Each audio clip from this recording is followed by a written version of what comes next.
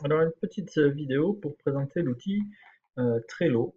Trello, c'est un outil qui va permettre de gérer en fait des tâches et de les partager entre les personnes d'une équipe. Alors, c'est un outil très très simple, mais qui est assez utilisé, assez populaire actuellement.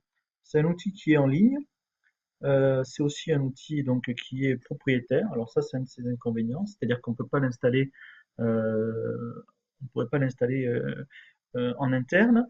Il y a des alternatives libres qui existent, mais qui n'ont pas entièrement toutes les fonctionnalités de l'original. Donc, je vais présenter l'original.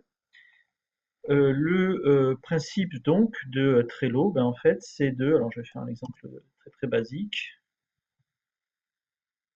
Après, je montrerai des exemples un peu plus réalistes. Euh, c'est de créer un projet. Et puis pour un projet, on va créer un certain nombre de listes de tâches. Et puis pour chaque liste de tâches, on va créer des tâches. Et puis on va les faire passer. Par exemple, on pourrait dire, voilà les choses que j'ai à faire. Voilà les choses qu'il faut faire pour le mois de février. Voilà les choses que je vais faire pour mars, par exemple. Et les choses que j'ai faites, par exemple. Et si on se dit par exemple, dans les choses que j'ai à faire, il faut que je, par exemple, mette, alors que je mette en place la fonctionnalité 1, par exemple, la fonctionnalité 2, et puis par exemple la fonctionnalité 3. Alors ça, c'est l'ensemble des choses que j'ai à faire. Puis par exemple, il faut que on pourrait se dire, voilà, par exemple, la fonctionnalité 1. Alors déjà, pour chaque, euh, ça s'appelle des cartes, hein, les tâches. Pour chaque carte, on va pouvoir faire un certain nombre de choses. On va pouvoir, je vais pas le voir comme ça, je vais le voir comme ça. On va pouvoir, euh, d'une part, mettre un certain nombre de commentaires. On va pouvoir mettre des informations sur la fonctionnalité 1. Donc voilà, cette fonctionnalité permet faire ceci. Donc voilà, on va pouvoir faire plein de commentaires. On va pouvoir, par exemple, on peut mettre des checklists, par exemple.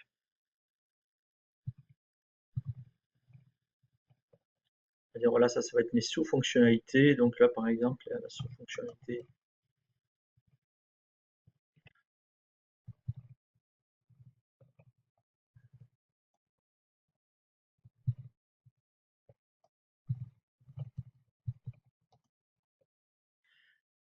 Voilà.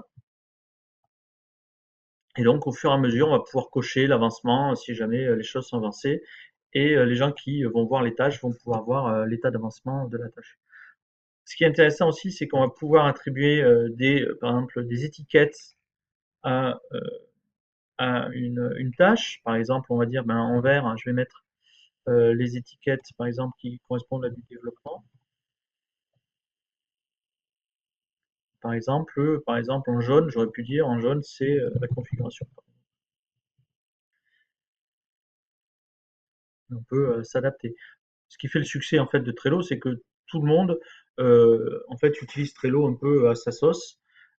C'est très flexible et étant donné que le paradigme de base est très très basique, les gens l'utilisent. Donc on peut associer des étiquettes. L'intérêt de mettre des étiquettes, c'est que de suite on va voir que ça, c'est par exemple une tâche qui qui est donc de l'ordre du développement. Et on va aussi pouvoir associer, par exemple, dire voilà, c'est telle personne qui va être responsable de telle tâche. Par exemple, là, bon, je m'associe moi, mais tout l'intérêt, c'est qu'on peut aussi associer n'importe quelle personne qui a un compte sur Trello. Et donc ça, c'est vachement intéressant parce que comme ça, donc on va pouvoir dire, tiens, ça c'est telle personne qui s'en charge, c'est telle personne qui s'en charge.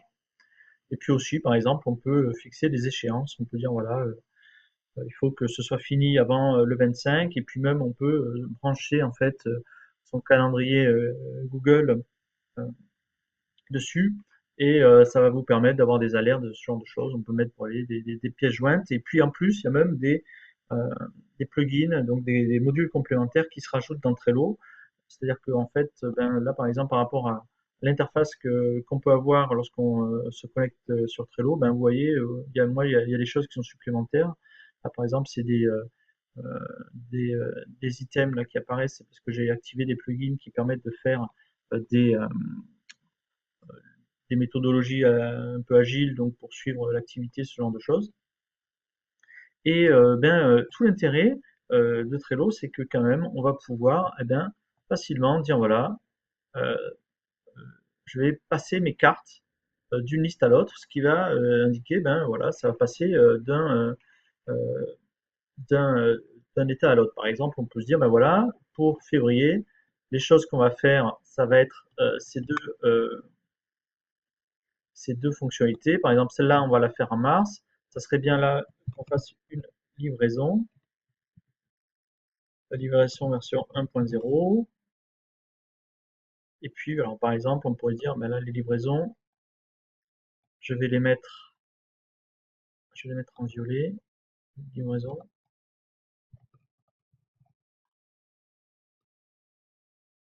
Voilà, par exemple, mes tâches de livraison vont apparaître en violet. Hop, ça, je l'enlève.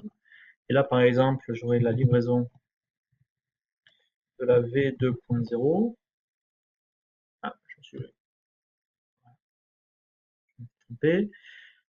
Si je modifie les étiquettes, non, pas les membres, les étiquettes, voilà. Je peux aussi dire que celle-là, c'est relatif à la livraison.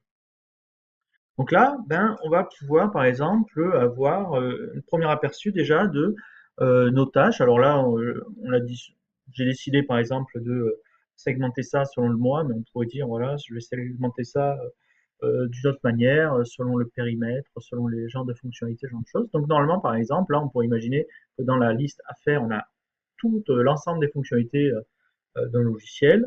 Et puis, on va dire, voilà, je vais travailler de manière itérative. À chaque mois, je vais faire une livraison. Et puis, là, par exemple, on peut dire, voici l'ensemble, par exemple, des fonctionnalités, par exemple, pour Mars. En général, on va rajouter, par exemple, une liste qui s'appelle en cours. Et par exemple, quand quelqu'un va dire, voilà, ça c'est l'ensemble des fonctionnalités, puis quelqu'un va dire, tiens, par exemple, François André, hop, il va dire, moi je vais prendre celle-là, et là ça veut dire que je suis en train de travailler dessus. Et puis, une fois que j'ai fini de travailler dessus, euh, je peux la mettre dans la liste des choses qui ont été finies. Euh, et donc, au fur et à mesure, par exemple, on peut voir l'avancement d'un projet, quelles sont les urgences, les tâches en retard, les tâches qui ont été ouvertes depuis longtemps, ce genre de choses. Je vais fermer ce menu.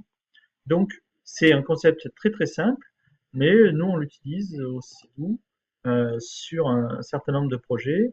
Alors, hop, j'espère que c'est le bon. Voilà, par exemple là, c'est le projet ECAD. Alors ECAD, on a, là, c'est chaque projet donc effectivement qui a sa propre manière d'aborder euh, son découpage, et c'est ce que je disais tout à l'heure, mais là par exemple on voit l'ensemble des choses qui restent à faire sur le projet CAD, et on voit par exemple que le sprint de la semaine 4-5, il n'y a plus de tâches à faire, là il n'y a plus qu'une seule tâche, les choses qui sont en cours, les choses qui ont été faites en février, donc ça permet aussi d'avoir un suivi des choses qui ont été faites en février, et donc on peut après, là on voit que les prochaines semaines n'ont pas encore été définies. Par exemple, là on voit que la personne s'est fait une liste pour se faire un rappel des différentes significations de ces étiquettes, ce genre de choses, pour que ce soit plus visible. Là, on voit que, par exemple, il y a plusieurs personnes qui sont à la fois, là, c'est Sabine Darras, et là, c'est Edgar Henriquez, qui travaillent sur la tâche en commun, ce genre de choses.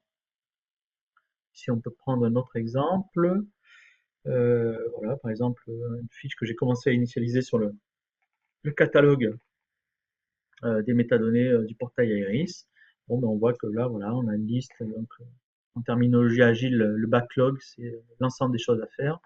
Et là, par exemple, on voit que j'ai défini, grosso modo, les choses que je devais faire d'ici à la fin février. Alors, il ne faut pas se tenir compte, en gros, des chiffres ou là, de ce petit widget, là, de ce petit item qui apparaît. Ça, c'est justement les extensions complémentaires qui me permettent, en fait, d'associer un intérêt à, d'indiquer une pondération aux différentes tâches. Et donc le principe, c'est très très simple, c'est très très ergonomique, c'est le fait voilà, de dire voilà, je vais modifier euh, l'état de mes actions, je liste mes actions, je leur donne des échéances, je peux les affecter à d'autres personnes, Et puis, chaque fois que je fais des actions, ben, les personnes qui sont impliquées, par exemple, vont recevoir des mails, des alertes, quoi, en fait. Et puis, je peux même après avoir un suivi précis de toutes les actions qui ont été finies. Je peux bien sûr masquer les listes, par exemple, la liste février 2016, ben, au bout d'un certain temps, je vais la masquer quand elle n'aura plus de sens. Ce genre de choses. Donc, c'était juste pour montrer, ben, là par exemple, typiquement pour utiliser cet outil pour suivre, pour faire le suivi, les fiches projets, en fait, le suivi des différents projets, ben, on pourrait utiliser ça. Et puis l'intérêt, l'idée, c'est que voilà, c'est accessible de partout, les tâches s'éditent en quelques secondes, puis c'est beaucoup plus souple d'utilisation qu'un document papier. Voilà.